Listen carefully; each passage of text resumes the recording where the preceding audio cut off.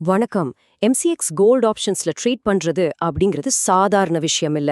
இது ஒரு போர்க்களம். இன்னைக்கு நாம பார்க்க போற இந்த அனாலிசிஸ்ல நம்ம கேபிட்டலை பாதுகாக்கிறது மட்டும் இல்லாம லாபத்தை எப்படி அதிவேகமா அதிகரிக்கிறது அப்படிங்கிற ஒரு சூப்பரான டுவல் ஃபோக்கஸ் ஸ்ட்ராட்டஜியை பத்தி தான் டீப்பா அலச போறோம். இந்த ட்ரேடிங் பிசிக்ஸை நீங்க புரிஞ்சுக்கிட்டா மார்க்கெட்ல உங்களால ஸ்ட்ராங்கா நிக்க முடியும். இப்போ உங்ககிட்ட ஒரு நேரடியான கேள்வி. திடீர்னு மார்க்கெட்ல வொலாட்டிலிட்டி எகிரினா உங்களால தாக்குப்பிடிக்க முடியுமா? ஒரு இன்ட்ராடே ட்ரேடருக்கு இருக்கிற மிகப்பெரிய சவாலே இதுதான். இன்டர்நேஷனல் கோமெக்ஸ் மார்க்கெட்டோட சிக்னல்கள், அப்புறம் கரன்சி ஏற்ற இறக்கங்களால உருவாகிற இந்த திடீர் வொலாட்டிலிட்டி கிளஸ்டர்ஸ் உங்க ட்ரேடிங் அஸ்திவாரத்தையே அசைக்கக்கூடிய அளவுக்கு பவர்ஃபுல்லானது. சரி, இதை எப்படி எதிர்கொள்றது? அதுக்கான நம்மளோட ரோட் மேப் இதோ. 1. இரட்டை செயல் உத்தி. 2. மார்ஜின் நெருக்கடியை சமாளிக்கிறது. 3. டெல்டா மற்றும் காமா வேகம். 4. ஓபன் இன்ட்ரெஸ்டோட ஈர்ப்பு விசை. அப்புறம் கடைசியா உங்களுக்கான ரிஸ்க் தடுப்பு வழிகாட்டி. நம்மளோட முதல் பகுதி டுவல் ஃபோக்கஸ் ஸ்ட்ராட்டஜி. நம்ம ட்ரேடிங் பண்ற என்வாயன்மெண்டோட அடிப்படை விதிகளை முதல்ல செட் பண்ணிடுவோம். குறிப்பா சொல்லணும்னா இந்த ஸ்பேன் மற்றும் எக்ஸ்போஜர் மார்ஜின் கட்டமைப்போட ஏற்ற இறக்கங்கள் நம்ம முதலீட்டை எப்படி பாதிக்குது அப்படிங்கறத நம்ம கட்டாயம் புரிஞ்சுக்கணும். இத கொஞ்சம் கவனிங்க. சாதாரணமா பொசிஷன் அடுத்த நாளுக்கு கேரி ஃபார்வர்ட் பண்ணா 10% மார்ஜின் தேவைப்படும். ஆனா இன்ட்ராடேல, குறிப்பா யுஎஸ் ஃபெட் அனௌன்ஸ்மெண்ட் மாதிரி செம வாலட்டிலிட்டியான நேரங்கள்ல உங்களுக்கு தேவைப்படுற கேபிட்டல் எப்படி திடீர்னு விண்ணை முட்டும் அளவுக்கு உயருதுன்னு நினைச்சு பாருங்க.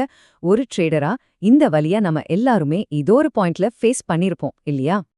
இப்போ 2வது பகுதிக்கு வருவோம். இந்த மார்ஜின் நெருக்கடிய, அதாவது மார்ஜின் ஸ்குவீஸை எப்படி சமாளிக்கிறது?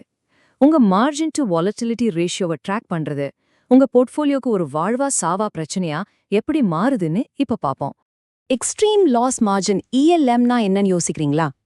தங்கத்தோட விலை ஒரு முக்கியமான ஓப்பன் இன்ட்ரெஸ்ட் தடைய நெருங்கும் போது மார்ஜின்ல ஒரு திடீர் ஸ்பைக் ஏற்படும். இதுல கொடுமை என்னன்னா, உங்க ஸ்டாப் லாஸ பிரைஸ் தொடுறதுக்கு முன்னாடியே இந்த திடீர் வாலட்டிலிட்டி ஒரு மார்ஜின் காலை உருவாக்கி உங்க மொத்த கேபிட்டலையும் காலி பண்ணிடும். இதுதான் மார்க்கெட்டோட மறைமுகமான பெரிய ஆபத்து. ஓகே, கொஞ்சம் வேகத்தை கூட்டுவோம். நம்ம 3வது பகுதி delta speed and gamma acceleration. உங்க ட்ரேடிங் என்ஜின்குள்ள நிஜமா என்ன நடக்குதுன்னு கொஞ்சம் எட்டி பார்ப்போம். மார்க்கெட்டோட வொலாட்டிலிட்டியை நீங்க நியூட்ரலைஸ் பண்ணணும்னா உங்க வண்டியோட ஸ்பீடோமீட்டர் மாதிரி தான் இந்த டெல்டாவை நீங்க பார்க்கணும். தங்கத்தோட விலையை பொறுத்து உங்க பொசிஷன் எந்த டைரக்ஷன்ல எவ்வளோ வேகமா நகருது அப்படிங்கறத அளவிடுற டூல் தான் இந்த டெல்டா. டெல்டா உங்க ஸ்பீடோமீட்டர் அப்படின்னா, காமா உங்க வண்டியோட ஆக்சிலரேட்டர். அதாவது உங்க டெல்டா எந்த அளவுக்கு வேகமா மாறுதுன்னு இது அளவிடுது. குறிப்பா ஆட் த மனி ஸ்ட்ரைக்குகள்ல சொல்லவே வேணாம், இந்த ஆக்சிலரேட்டர் தரைய தொடுற அளவுக்கு முழுசா அழுத்தப்படுது. இந்த காமா ஸ்கேல்பிங் லாஜிக்க நல்லா கவனிங்க. ஏடிஎம் ஸ்ட்ரைக்குகள்ல தான் காமா உச்சத்துல இருக்கும். நீங்க ஒரு லாங் கால் எடுத்தா காமா உங்க டெல்டாவை அதிகரிக்கும்.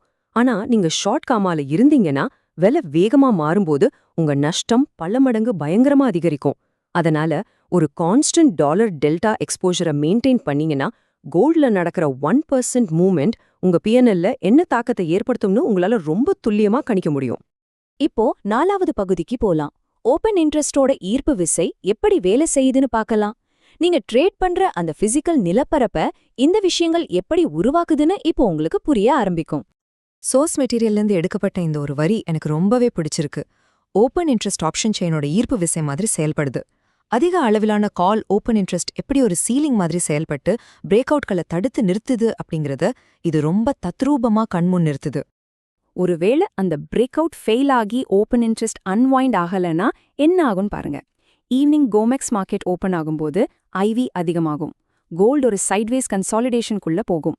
அப்போ செல்லர்ஸ் அவங்க பொசிஷனை டிஃபெண்ட் பண்ணும்போது இந்த ஈர்ப்பு விசை பொறி பிரீமியத்தை சல்லுன்னு குறைச்சிடும். இதைத்தான் நாம தீட்டா டிகே அப்படின்னு சொல்றோம். இவ்ளோ ஸ்பீடு, ஈர்ப்பு விசை, ரிஸ்க் எல்லாம் இருக்கும்போது நமக்கு ஸ்ட்ராங்கான பிரேக்ஸ் வேணும், கரெக்டா? அதுக்காகத்தான் இந்த 5வது பகுதி, உங்க எட்ஜை பாதுகாப்பதற்கான அல்டிமேட் ரிஸ்க் மேனேஜ்மெண்ட் பிளேபுக். இந்த மேட்ரிக்ஸை கண்டிப்பா ஒரு ஸ்கிரீன்ஷாட் எடுத்து வச்சுக்கோங்க. இதுல முக்கியமான ரூல் என்னன்னா, எந்த காரணத்துக் கொண்டும் 50%க்கும் அதிகமான மார்ஜினை ஓவர்நைட்ல கேரி பண்ணாதீங்க. அதே போல யுஎஸ் செஷனோட கடைசி 2 மணி நேரத்துல ஷார்ட் ஏடிஎம் ஆப்ஷன்ஸ்களை ஹோல்ட் பண்றத கண்டிப்பா தவிர்த்துடுங்க. ஏன்னா அப்பதான் காமா ரிஸ்க் அதோட பீக்ல இருக்கும். கடைசியா ஒரு சின்ன டெக்னிக்கல் நோட். உங்க டிஃபென்ஸை நீங்க ஆட்டோமேட் பண்ணலாம். டெல்டாவால் சரி செய்யப்பட்ட வால்யூம் அட் பிரைஸ் காட்டுற ஒரு கஸ்டம் AFL ஸ்கிரிப்டை செட்டப் பண்ணுங்க. இதனால பெரிய இன்ஸ்டிடியூஷனல் பிளேயர்ஸ் ரியல் டைம்ல எங்க உங்க பொசிஷனை டிஃபெண்ட் பண்றாங்கன்னு உங்களால ரொம்ப ஈஸியா விஷுவலைஸ் பண்ண முடியும். நாம இப்ப பார்த்த இந்த ட்ரேடிங் பிசிக்ஸ் விதிகளை எல்லாம் உங்க சார்ட்ஸ்ல அப்ளை பண்ணி பாருங்க. அந்த ஈர்ப்பு விசை எங்க இருக்குன்னு தேடுங்க. அடுத்த முறை நீங்க ஒரு ட்ரேட் எடுக்கறதுக்கு முன்னாடி உங்களை நீங்களே இந்த கேள்வியை கேட்டுக்கோங்க. பெரிய முதலீட்டாளர்கள் கரெக்டா இப்போ எங்க அவங்க பொசிஷனை டிஃபெண்ட் பண்றாங்க? இதுக்கான விடை கிடைக்கும்போது மார்க்கெட் உங்களோட கண்ட்ரோல்ல இருக்கும்.